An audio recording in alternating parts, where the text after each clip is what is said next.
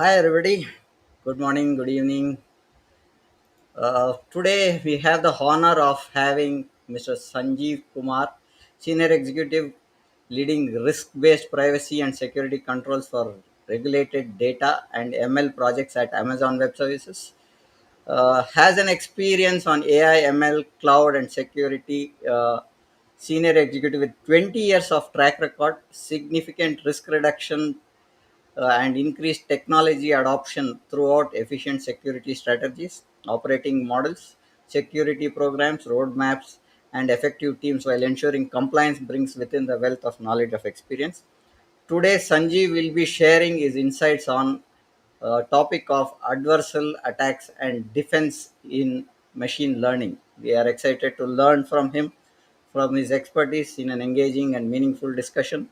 Without further ado, please join Sanjeev to our discussion today. Hi, Sanjeev. Good morning. Hello. How are you today? I'm doing great. Thanks a lot. Hello, everyone. Good morning, good evening, depending on which part of the world you guys are. I'm so honored to be here. Thank you, Prem, and thank you, audience, for having me here. With us, we'll dive into the topic of our discussion. Sanjeev, can you give me some insight on how adversarial attacks impact security of machine learning models in specific, Sanjeev? Absolutely. It's extremely important topic to understand how does it impact. See, first of all, what are we expecting out of the models? The predictions, right? The output. The adversarial attacks would first of all go ahead and try to mislead the output or predictions. Think about a situation where you are going in an autonomous car, right? And autonomous car is supposed to read the stop sign. It sees the stop sign as could be slow down or could be green signal. And that's because the adversarial attacks changed the output of the system, right? And it could basically cause that problem. But other than this, if you look into the trust and the reliability of your model that you expect the models to provide, of course, you lose trust in that model. You lose investments that you have provided in order to experiment those models. Imagine the impact that your organization has from competitive edge standpoint. If your adversarial attacks are able to manipulate the output predictions, that's not what your organization was looking for. So you were running behind the competitors. Other piece that I could probably think of is amount of vulnerabilities that it could exploit, right? So if in case the adversarial attacks are able to expose any kind of vulnerabilities within the training data, within the models, within probably the binaries or any other component of models, it not only could literally bring down the entire model or could have even persistent attacks, right? So we call it as advanced persistent attacks. There could be a lot of potential privacy issues. Now imagine you are training models with the data. What if the data had a PII, which is private information or personal information? It is regulated across the globe. Now, if adversarial attack is able to take that PII data out of your model and expose it, you could have regulatory challenges, you could have potential investor issues, you could potentially have a strategic sales relationship. There's so many different things that could go wrong. And last, I could probably think of the chaos it could create. Imagine at this point of time what's happening down here in the US. We are going through with our year of elections. So if the misinformation is at this point of time can be spread through the models, the output is completely changed. It can create a chaos, right? So that disruption, the chaos it could bring, that's what adversarial attacks are up to. And again, what I'm just providing, it's not the end of the issues it could basically have. Back to you. Thanks for that. What are common types of adversarial attacks against machine learning models? Oh, Common. lovely. Very common. So let's probably talk about some of them. Evasion tax, right? So these Evasion attacks are generally out there to manipulate your input to the machine learning model. So every time you try to do the input through the prompts or the data that is coming in, it's a way to just cause the model to make an incorrect prediction. There's a poisoning attacks, right? So if someone is able to poison the data, training data, especially what we're talking about, whether that is right in the beginning when the model was learning or during the retraining. Now, the worst case situation comes if, in case, during the RAG process, where you were expecting your model to produce an updated and absolutely new or fresh information, so that there's no static aspect of the information that you're seeking. If RAG data can be poisoned, that is another level of issues that are currently coming up. There's model extraction attacks that we have been seeing a lot, which basically means that uh, the attacks are able to recover the internal knowledge of how the parameters, the hyperparameters, or what the model is supposed to do, or how model is supposed to react based on the inputs, based on the training data, based on the type of use case that you may have, right? So that's model extraction information is out there. So I think if I keep going on, I could probably do like 10 more. But other than this, I do see there's a lot of supply chain vulnerability attacks that are happening. It's also because amount of dependency we all have on the binaries, on the extensions, on the plugins, on the parameters that are coming in from the third parties, the APIs, the services that are going to be part of your model. You don't know which binaries, which of these components are outdated, right? And should you build your models, your LLM applications in a, let's say, outdated development protocols, you will end up creating such issues for you. And again, just to give the audience a little bit of a benefit, OVASP, if in case you all have heard about that, they have the machine learning top 10. Again, top 10 keeps changing, but you would definitely see a lot of upcoming adversarial attacks, the threats that are building up over there. You should definitely go there and check as well. What are the common concepts of adversarial examples and how they can be generated? Some examples on that, Sanjeev. Yeah, absolutely. So let me give you just 9 yard of the whole thing, how an adversarial individual or the organization would probably think of. First, they do is selection of the model, right? What kind of target model they need to attack, because that's what you need to really see first. Second, they define their goal, very clear adversarial goal that, okay, do I need to change the input? Do I need to change the output? Do I need to really understand what model is doing, right? Or do I need to just change the classification of everything that is out there as a part of a training data? Then they look into what should be considered as a normal input. What does that mean? That if I provide an input to a model, what could potentially be the output? So they really want to know that so that they can plan the changes in the inputs. Then they look into the adversarial change. So they start drafting. We call it as a prompt engineering or prompts and ways of changing the prompt inputs, right? So they start crafting that malicious inputs that they want to do. Then they go ahead and start, probably iterating that, because if XYZ is my prompt, it did not yield what I was looking for, then I will say XYZ plus delta or ABC or PQR. So they will start iterating on that and refining on their prompts so that model at one given time gives up the information or the output that those adversarial organizations were looking for. And think of it like this, right? If you try to push a ball up a hill, right? It's a simple model analogy I'm taking. The normal input would be like pushing the ball towards the top, but the adversarial example is like adding a tiny little bit of a bump just before it reaches the peak. causing the ball to roll down. So what they just did, see, the model wanted the entire ball to go on top, but the way the prompts changed, the output suddenly went to a different direction. So instead of the output being that the ball is right on top of the peak, it just rolled back down. I'm just taking a very simple example that you can think if in case you're building a game, right, through a model.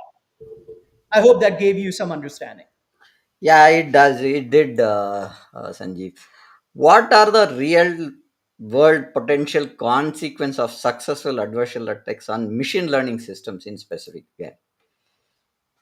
Oh, it is enormous. Today, I think every other news that you're seeing is some sort of adversarial attack that either had spread the misinformation and the propaganda that is out there, right, providing the false information to audiences, or retrieving the sensitive information. For example, I'm responsible for customers' regulated data. That could be potentially PII, healthcare information, it could be government data, could be defense data.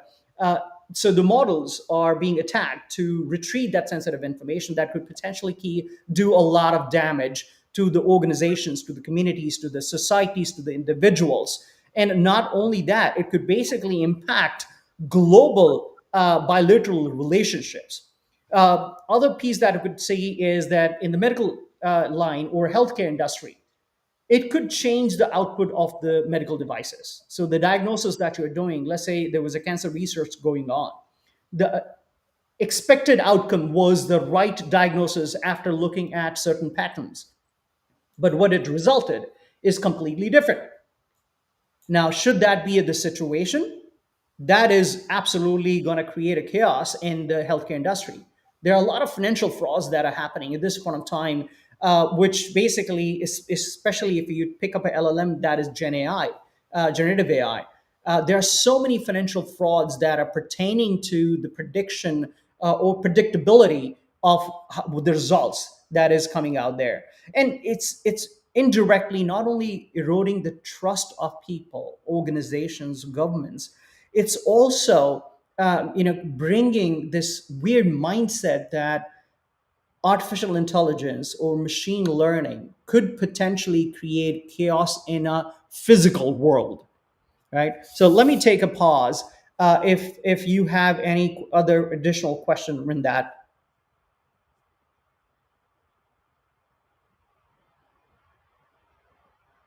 I have one question which is come from Umang Mehta. We will take it in the last, but let's continue with our thoughts and clarify things that we have for the session. So, how do adversarial attacks exploit vulnerabilities in machine learning? Because vulnerabilities is one piece which is close to me because I am from a security side. So I look at vulnerabilities very very closely, and the CVRs that we CVVs that we look at on a system side is different from a machine learning stuff. How do we look at this affecting the systems vulnerabilities in specific? Sure. So let me give you a little bit of a shock here. The vulnerabilities are vulnerabilities. It's pretty much the same whether it's machine learning, whether it's generative AI of part of an LLM or anything else. The reason being that these are just the programs, right? These are just the applications.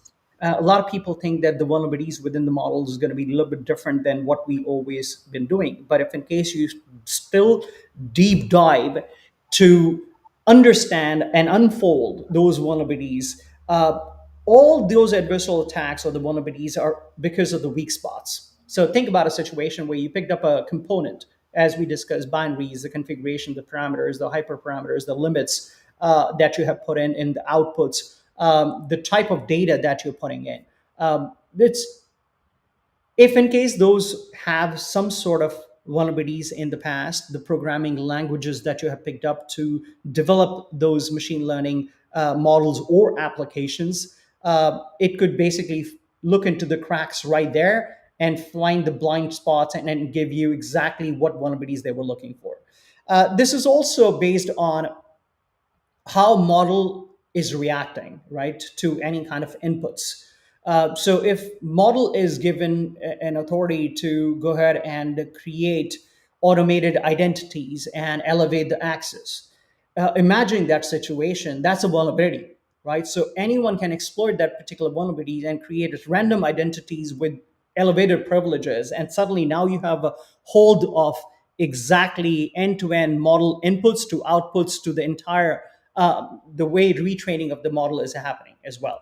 Then there is a bias in the data, right? So I'm sure every individual who has learned machine learning or how machine learning works is aware of biases. So bias starts right from where the data is, right? So the model output is as good as the model input, which basically means the data. So if in case the dimension of the data, the annotation of the data, the curation is not done properly, or you haven't actually done enough to secure your sensitive data, you will automatically introducing vulnerabilities within your training data itself, right? So there's a perturbations, right? Attacker might add a little bit of a uh, noise, I would say, to an input and have been calculated to cause the model to misclassify the output completely. There's situations like reinforcement learning agents, right? So when there's attacks happening on the reinforcement learning agents, it can be manipulated by the adversarial example. I'll give you something. When you use widely used RL algorithms, such as DQN, there's a TRPO, there's a A3C, uh, there are vulnerable inputs that are clearly defined there. So if someone has not defined prompt security or input security or input validation, you are pretty much telling the vulnerability scanner to go look for that and see, okay, that's exactly the vulnerability I wanted to explore. And that also then doesn't stop there. If you're able to get inside the model, you can do the poisoning right from there. So there are so many different places where the vulnerabilities could be identified. It is just that earlier we were only looking for vulnerabilities within the components, and now the vulnerabilities start right from the way the type of data that is being fed to the model. I hope that clarifies. Yeah, that misconcept of saying vulnerabilities are different for machine learning and the regular systems is one thing many of our audience had raised in some of the pointers that I've been discussing on vulnerabilities. Thanks for clearing out that. Yeah, it's not different at all. It's 100% the same. What are some of the strategies for defending against adversarial attacks in machine learning, Sanjeev? Oh, wow. Okay. What a lovely question. There are a lot of data which could answer this question. Um, Knowing the fact that I'm responsible for the regulated data, let me start right from the data, right? Hmm. Because this is all about data, right? It's data inputs and data output. So you need to have good understanding of what data you want to train your model with. Hmm. So make sure you obfuscate or you tokenize or you anonymize or pseudonymize your data depending on the type of compliance you need to adhere to as well. Now, imagine a company that is adhering to GDPR or PDPA or anything else. Even back in India, we have now a data protection acts, right? Yeah. So, if in case should there be a company that is supposed to adhere to certain compliances, you stick to the fundamentals that how you were supposed to protect your data because that fundamental is not changing. I hope Right. that clarifies. Yeah. Second, you need to really think of robusting your model, and robusting your model means that you're not using vulnerable components that we discussed earlier, right? You need to have a data poisoning detection technology, which basically means nothing but when you're feeding your data to your model, you're investing it from malware, ransomwares. You're feeding it before you're doing the bias detection before the data gets inside.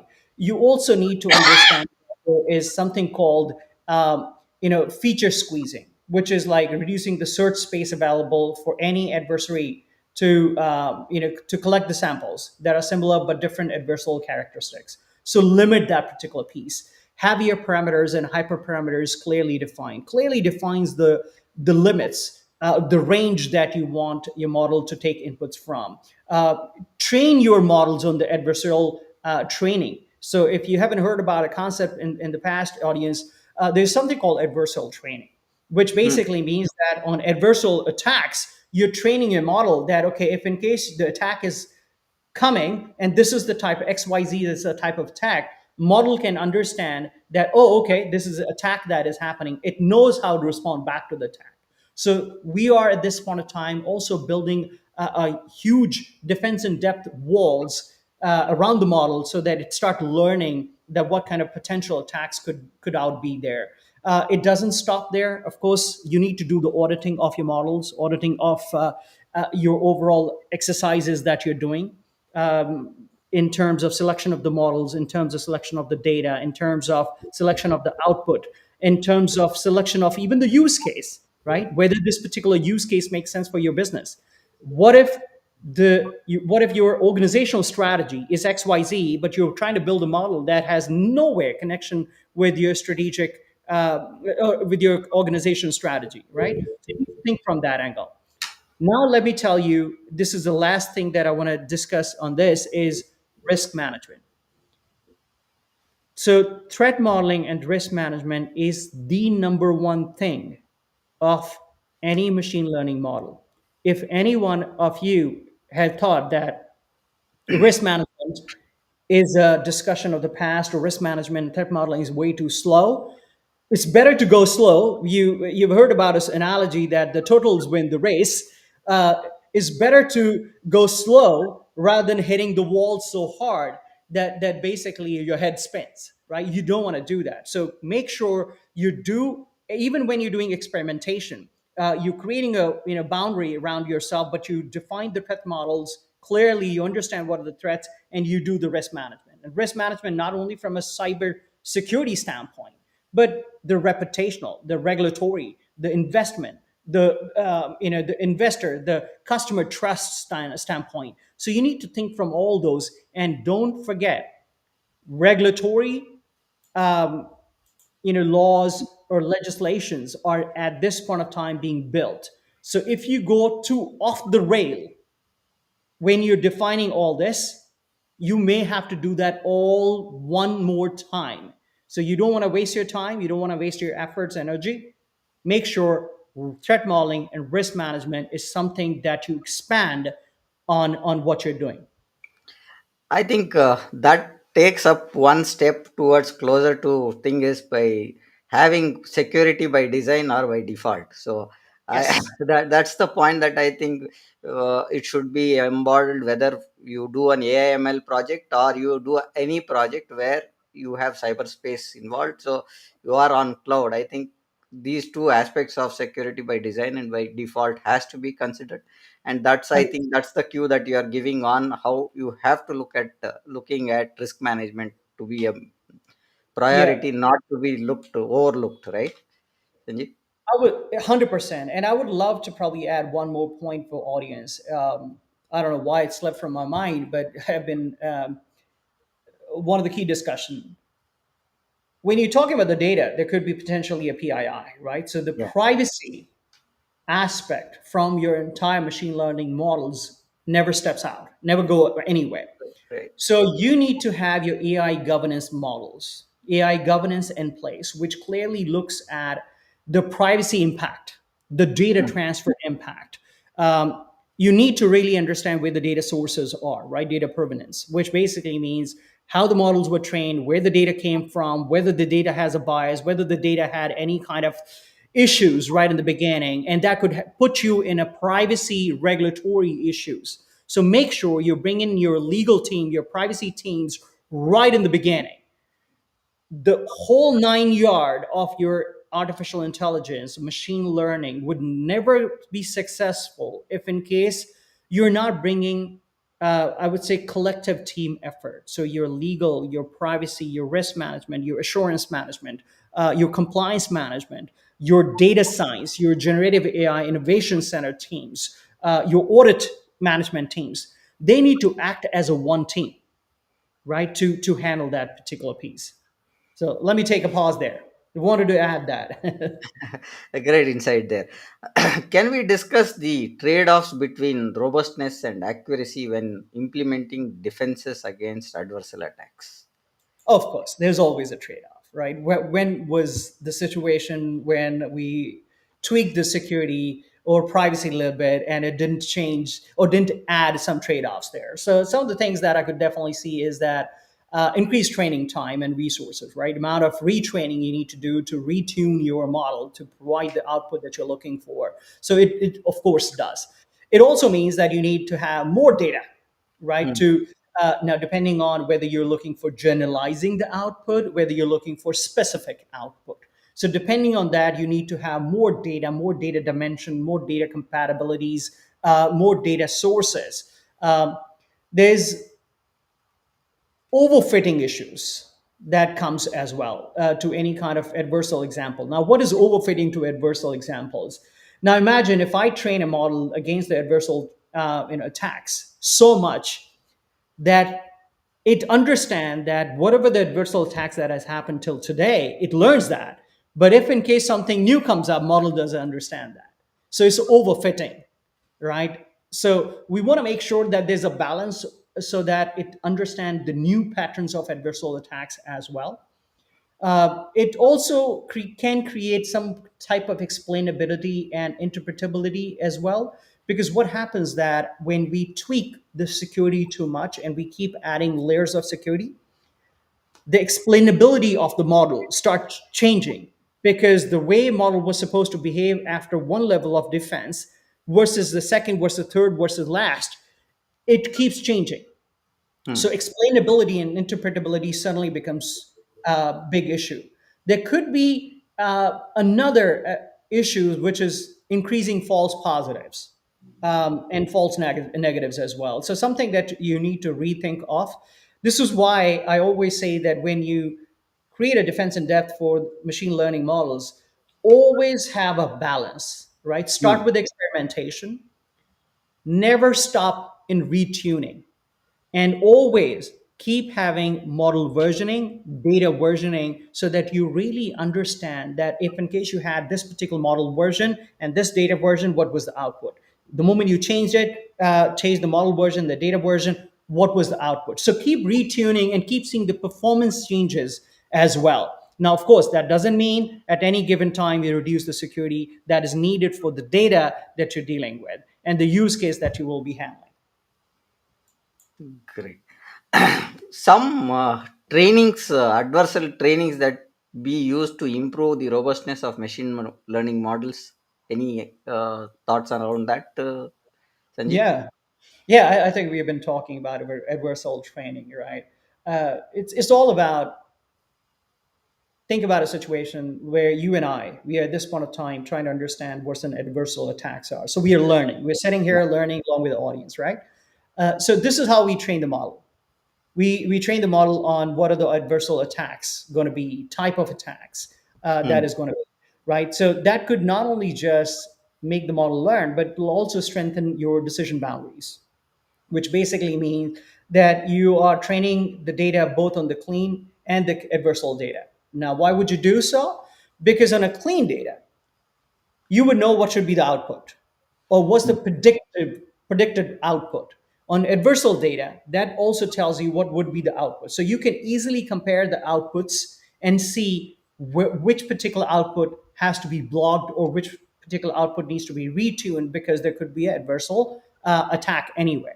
Uh, Try to go behind generalizing it. See, it all again depends a lot on the use case, the type of data, from where the data is coming from. For example, if in case the data that came from only your organization, you could pretty much customize it to the specific needs.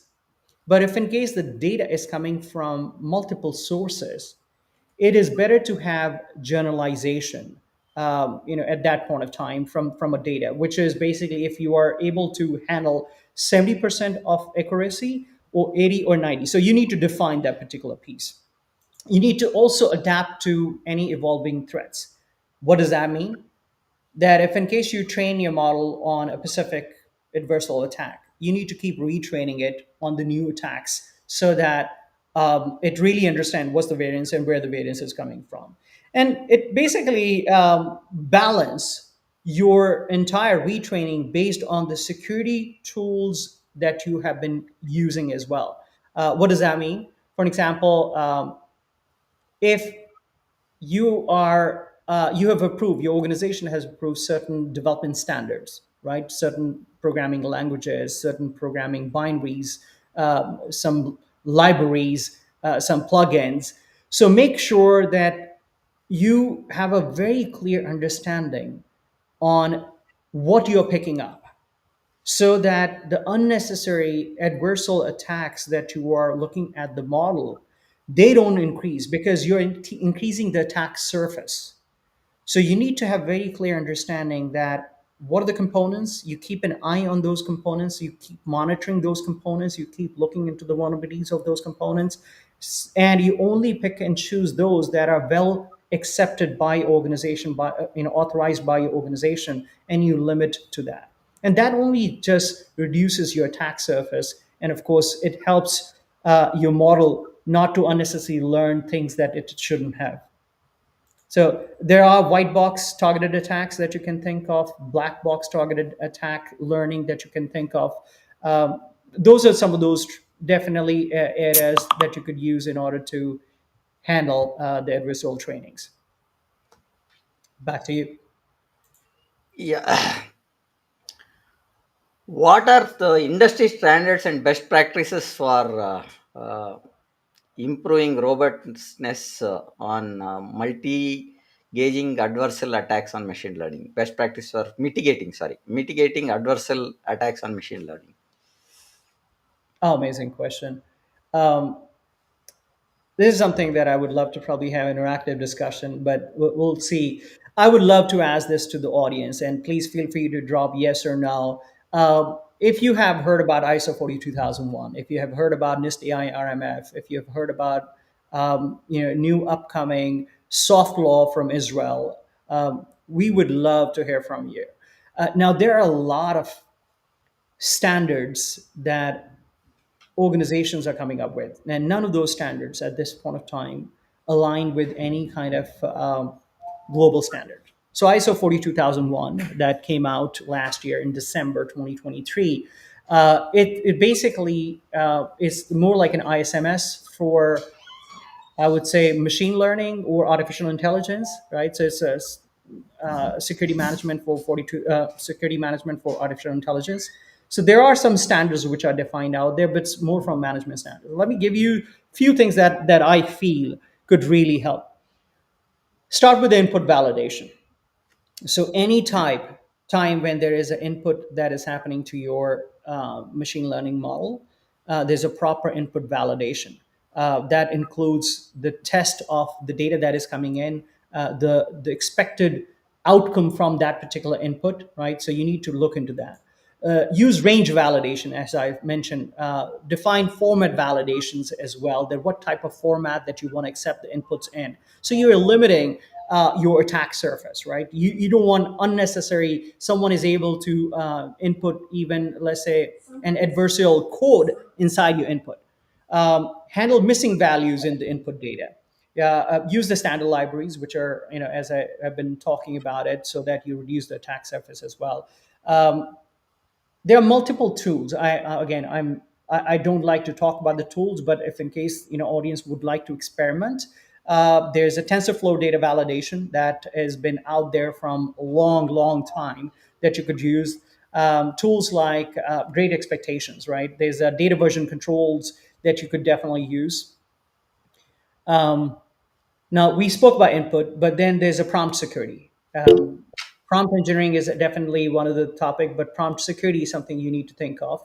Um, then you need to think of output security. So you need to completely have a hawk eye when you're looking at the output. You don't want your model to basically flush out sensitive information on some adversarial code that just came in, right? So use cryptographic methods like digital signatures, secure hashes to validate the authenticity of the results and authenticity of who is asking the data.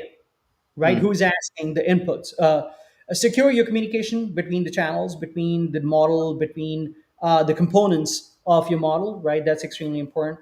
Um, Maintain your logs, do the triaging of your logs. Logging and monitoring is 100% crucial, Crucial. right? Yeah. And then, of course, there comes the regularization techniques when it comes to model robustness. So you need to look into that particular piece. Last piece that I would definitely say that if your organization is still experimenting, start thinking about auditing your models. Your existing audit program has to be expanded for artificial intelligence, generative AI, so that it basically understand the business of your models, right? Gain an understanding of the data, gain an understanding of selection of the model that you did, gain an understanding of how the data flow is, right? Gain an understanding of the ML flow, the machine learning flow, right? So who is communicating to what? Gain an understanding of what kind of identities and access management, attribute-based access controls that you have, provided. Gain an understanding whether there's a man in the middle who is making the decision. Now, this is not a man in the middle attack. I'm talking about human intervention when making specific decisions, right? Critical decisions when you don't trust model that much. So you may need to have that kind of understanding from an auditing standpoint as well. There's a lot to add in this particular topic, and I might probably take 4 days to complete the amount of security controls that I can provide. Uh, but When it to comes to security, I think there are a lot to be covered, which we cannot cover in a very short span. While we are talking about machine learning and stuff, the models, the way that it is handled, a lot of security is coming into place. yeah, So, taking the cue of that, what role does interoperability and explainability play in defending against adversarial attacks? one of the key fight that I'm doing with most of the organizations I collaborate with to improve the security and privacy of the models is focus on, so we call it as XAI, interpretability and explainability. And if just for the benefit of audience, we heard yesterday that UK is now coming up with the law where they expect model as a service providers to Mm, provide full detail of where the data came from, what are the data sources, how the models were trained, what was the bias that they detected, what kind of enough controls did they put in the models that it takes care of fundamental security issues or privacy related issues. So it is extremely important. Why? Because it tells you the model behavior. If you just don't know how model is going to react or behave based on the input, what kind of trust are we building on that, right? So interpretability and explainability defines the model behavior. It also tells you what kind of potential vulnerabilities out there depending on the behavior of the model, right? It also helps you to define additional defenses against any kind of potential attacks. It not only just does that, but it brings trust on you and I mm, to audience, because now you know that I understand how this particular model is going to behave in certain examples. So I have a better trust and robustness against any kind of attacks that are going potentially going to be happening. And last thing that I could think of, it also tells me if the model was trained on overfitting, again, as I mentioned earlier, which is basically when you squeeze the model in such a way that it only defines or provides specific outputs or is been trained on specific things. So it tells you if in case the model is generalized or built on a specific pieces. So it helps you to understand that particular piece as well, so that you're not trying to use model for something it was never trained for, right? This is also one key reason we have a multi-model machine learnings. If in case you have heard about audience, if you've heard about multimodal, where a model is now trained on multiple aspects and not just one aspect. Chat GPT, Qs, or bards, they're all part of multi-models, right? So you can ask most of the questions and it could flesh out the answers. So it tells you, what's the limitation, the boundaries of the model is. And that's what the explainability and interpretability does when it comes to the model machine learning. How do we adversarial attacks? How do adversarial attacks differ across various machine languages? Machine learning domains such as computer vision, NLP, and reinforced learning. Oh, wow. Okay. Uh, Computer vision, it's causing a big chaos in a physical world. Now, let me. I will not go into the basics of what computer vision is, but when you basically using your DNN, which is deep neural network, to misclassify an image. Um, think about image or video, like either one of them, right? So focus on manipulating a visual data, right? To do any kind of misclassification. Think about a situation where um, you were supposed to capture an attacker who is attacking a security system, but attacker was able to manipulate that image or a video and say that, oh, hold on, there is a fox outside the door, not a human being, right? Or this is not a stop sign for autonomous vehicle, this is a go sign, Good. right? Imagine the chaos, right? Yeah. So that is what it does to a computer vision. Misclassification of the objects, or reduce the accuracy of the task that you were supposed to take, right? Biometrics scanning, right? If in case I am a legitimate individual who was supposed to gain access to certain things through based on my biometric data, it suddenly denies it because it added a noise in that computer vision modeling, and that's what it can do in that space. Um, Let me shift gear to the NPL, right? NPL, sorry, not NPL, NLP, And so which is natural language processing. These are so many acronyms that we keep getting confused with. yeah. Uh, this is basically textual data to manipulate any kind of model understanding from a language standpoint. Think about a situation where we add grammatical errors. Hmm. You wanted to do the real time translation of Japanese language to English language. And is uh, model is attacked with adversarial situations, and it tweaked the data in such a way that if the result was supposed to, hey, I'm good, the result came out, oh, it is such a bad day, Okay. right? I mean, imagine that. I'm only taking a simple example for audience to understand what it could do. So basically, generating false reviews, fooling the spam filters, right? So spam filters feel that, oh, okay, it's not a spam, and now it allows it. Uh, Nonsensical data or misleading outputs. That is basically part of the NLP out there.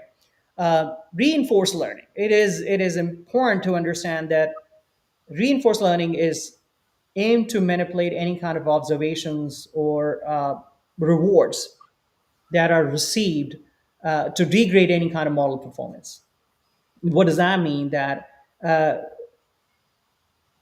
as an adversarial organization, there are organizations that employs other individuals to purposely attack or degrade someone's model, some organization's experimentation, and this is to introduce poison rewards, modifying the environment to steer your agents, towards making suboptimal decisions. Basically, indirectly, if I have to say, telling someone that the model is not good enough, that the model is not yielding the predictive outputs you wanted to. So, right? So, reinforcement learning is all about making sure that it handles that. But when you attack the reinforcement learning, it is still forcing model to result something else. so that you reject that particular model, so that you waste your time in selection of the model, degradation of the performance at any given time. Let's say, to up a notch a little bit, you selected a model, now you're in production, Hmm. but during the reinforcement, I am able to attack, that particular model, and now the entire model, which was supposed to take 5 seconds or 5 milliseconds, not seconds, 5 milliseconds, now is taking 5 minutes. Would you think any audience will be looking forward to use that model? No. No. I'm not going to sit here and wait for 5 minutes to see that. So that's what it causes in these three different areas. I hope that clarifies. Try to probably pick up analogies of as simple examples I could. Yeah, that clarifies, Sanjeev. Uh, Going back, can you share any case studies or examples of successful adversarial attacks and their impact on real world systems? Hmm. It's evolving space when Yeah. it comes to attacks. We have been learning about new things every time. I may not have a full picture of everything that I could tell you, but I would definitely redirect audience to look at certain reports, certain surveys that came out. CrowdStrike in 2024, in this year, it came out with a global threat report. It Hmm. clearly said that the average crime time, which was taking 84 minutes to attack a model earlier, is now taking 62 minutes. Oh, Any model, okay. okay? The amount of reduction. And this is when you're not using additional model to attack a model. Now, what does that mean? You're using a machine learning to attack a machine learning. Machine learning. Okay. Okay? So if a human tries to attack a model, on average, you were taking 84 minutes. Now it's 62 minutes. But if you switch that gear and up a notch and use LLMs, this Yeah. could be one third or one fourth, depending on how you train your model, right? Hmm. Hmm.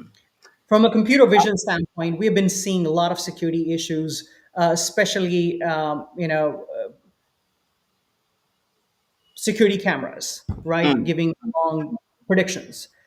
We've been seeing a lot of autonomous vehicles being attacked to drive vehicles when they were supposed to stop to do the sensors. The sensor was supposed to sense any kind of, let's say, animal on the road, which it's not, Hmm. right? Or it's saying there's a zebra crossing on the road when it's a highway, Okay. and complete nonsense, right? So those are the easy attacks that are happening. This is also one of the key reasons that the autonomous vehicle manufacturers are on their toes to keep updating their models, because they're using model right from the day one, right? There's Right. nothing else doing, right? So those are some of the examples that I could probably think of beyond the spam filtering. We discuss about that particular topic as well, that during the reinforcement, how it's basically fooling, and even NLP, right? How it's fooling the spam filters. So those are some of the thoughts. So look into those reports that could really give you insight of what's happening. What would be some ethical consideration to be taken into account when researching or defending against adversarial attacks in machine learning?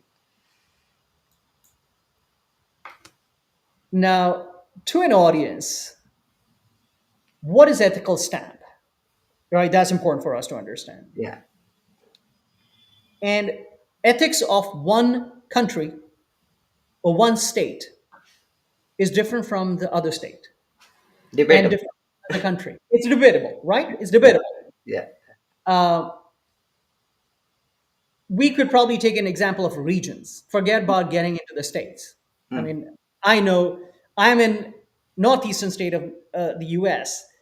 Our states in probably southern side has a different ethics than us.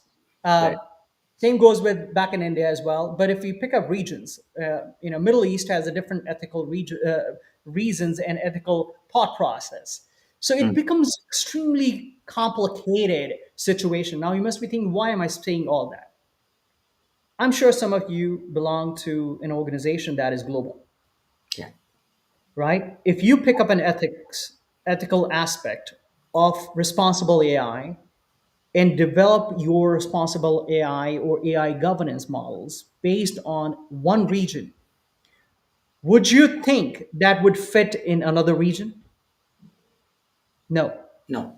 No. It has massive complications, and it could even impact your regulatory aspects because, as I said, ethics also is regionalized Yeah. and regulation is regionalized as well.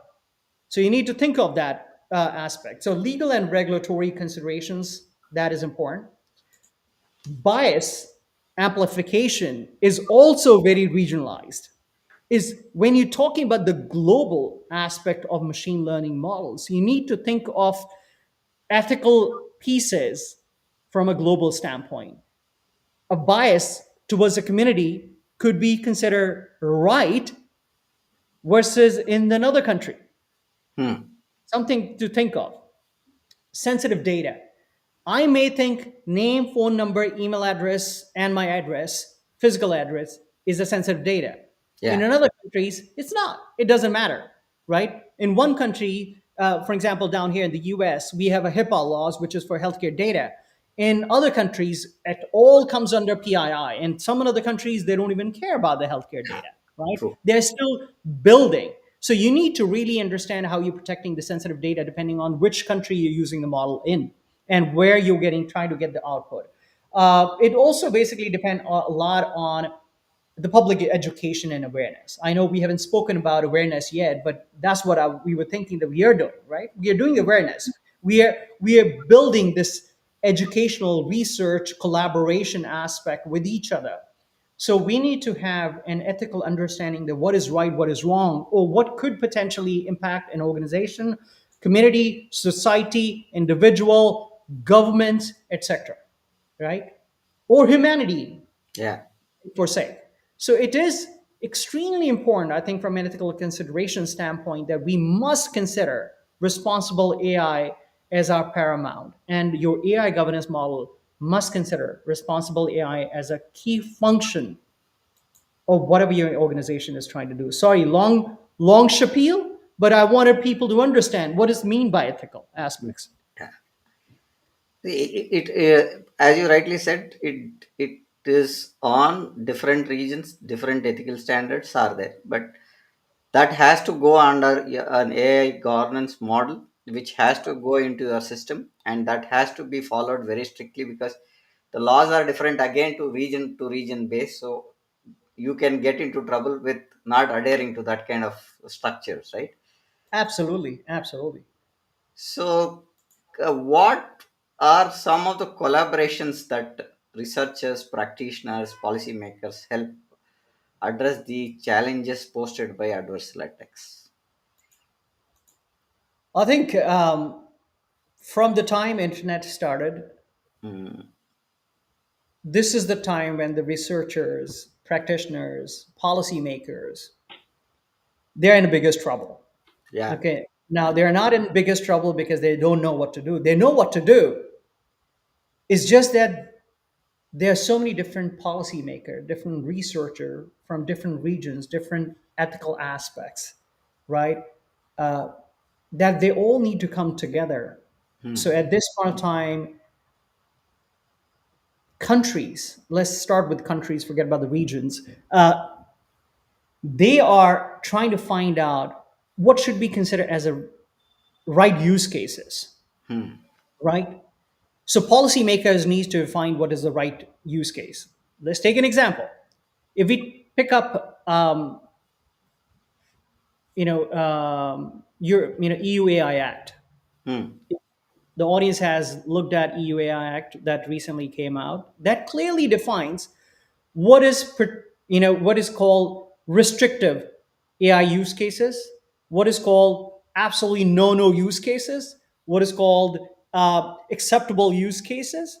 So policymakers at the government level are now defining that you cannot misuse your models or develop a model that could misuse certain data. Mhm. Now, a lot of people think that, oh, okay, you know what? This is a public data.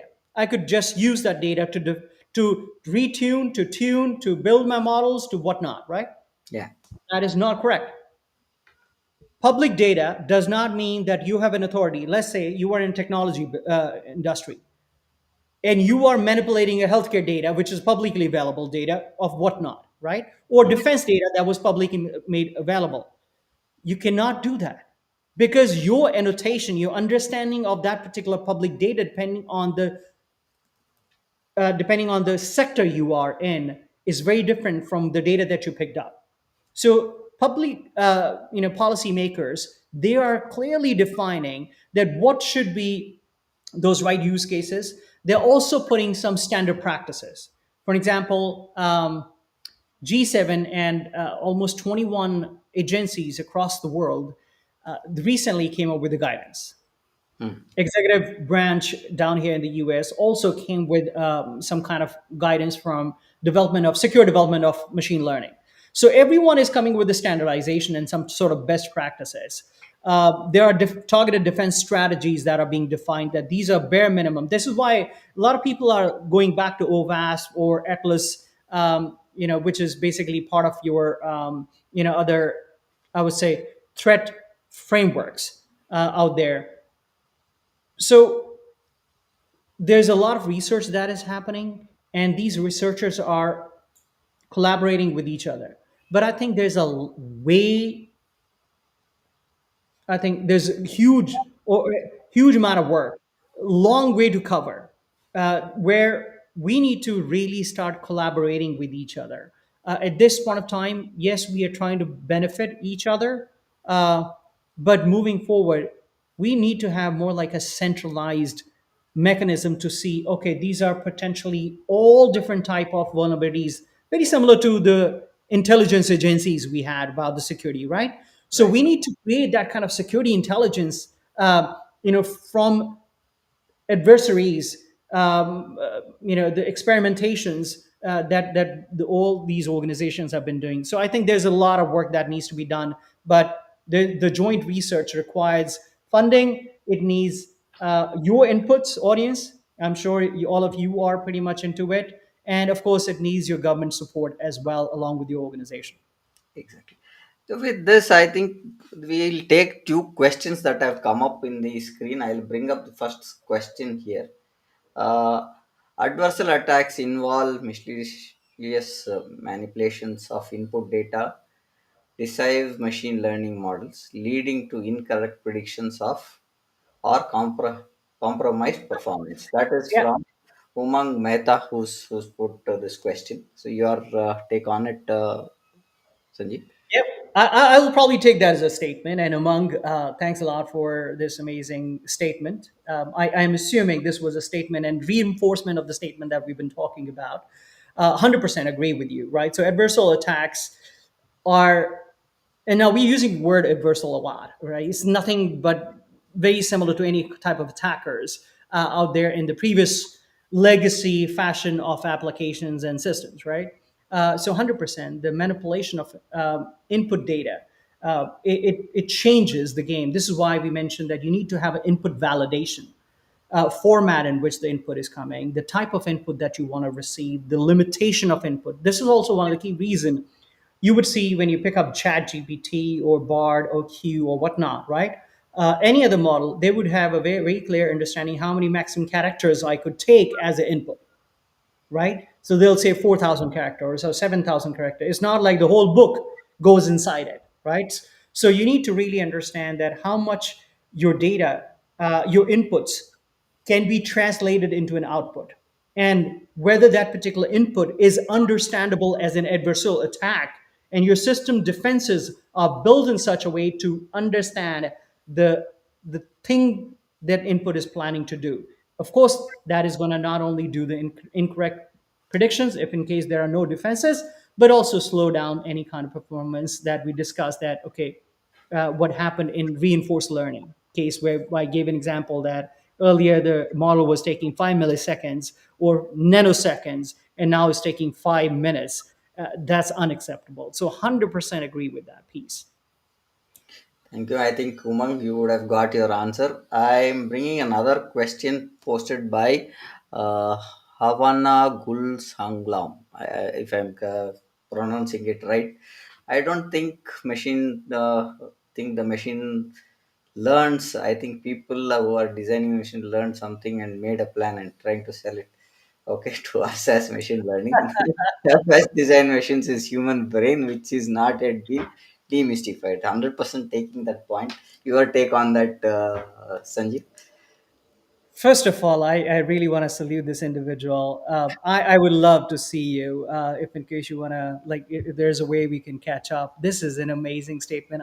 The reason I'm laughing because I made that statement in last week, one of the responsible AI forum I was presenting, Hmm. that machine learning is as good as human brains. Is individual who have been training it, individuals who are running that particular logic, right? So model is nothing but a logic. So if in case you can fine tune your logic, you retune your logic, you're retuning your model, right? So it's not the machine learn itself, Yeah, but that's a how. So let me put it this way: that's a first stage. The way we are building models at this point of time is self-learning. So we are telling the models to learn the new inputs, the new outputs, the new adversarial attack, new adaptation to the changes that are coming in, right? So if you are building a model that can do the self-learning, not the self-control, now there's a difference, right? You still want man to make, sorry, I shouldn't be saying man, I should say human. It's otherwise complete bias, and I'm not a biased guy. So, human in the middle make the right decision on behalf of what the model wants to give. So if model was supposed to flush out completely biased, human should read it, make the utmost decision because as you rightly said, human brain is the right place to make an utmost ethical decision. So no matter what, we are not in a stage where we could allow the models or machines to make their self decisions. So we are still in a phase one. The phase two is already started. The phase three is going to be where the autonomous decisions from the machine learnings, right, is going to come out. However, that third level has to be well defined, that what kind of decisions a machine can take, not the decision that you have recently seen where a credit card company was rejecting the credit card applications based on the bias, right? Not that kind of models. So model that goes beyond the bias of the data and makes the right decision. So you need to have a well-defined use cases. This is one of the key reason where the public policy makers are defining the boundaries. What is the right use case? So I 100% agree with what you just said. Human mind is the one who should make a decision, and the models are as good as what we can think. true. Great point. True. True. With this, I think we are good with the thought process that we had, Sanjeev, and we are on top of the time that we had. Great session. I would like to summarize on what we discussed. We discussed that governance model is very key, and AI governance has to be placed when you are adapting to AI. One is that. Second is the important myth that everybody had was that vulnerabilities was different for machines and AI. So that's common. It is vulnerability as a per se. It is vulnerability by default. And we also discussed about having security and piracy involved while we design a product by default or by design. Yeah. With this, I think we have covered a lot of ground. That we've covered the best practices, we've covered how it is getting trained, how the models are being built, what is the kind of attacks that are there, what is the way we are defending them. These are the pointers that we have discussed in amazing session. Thank you for being part of our show today, Sanjeev. Any last words that you would like to have on the session, that would be. Just adding one last comment from my side. Supply chain risk management has become critical, Yeah. uh, along with AI governance that you already spoke about. Supply chain, because of our dependencies on, as I mentioned, different components of models, right? So make sure that if you are the leaders of the organization, you expand your supply chain discussions, that how those risk management can be handled, right? And attack surface can be reduced, attack vectors could be reduced.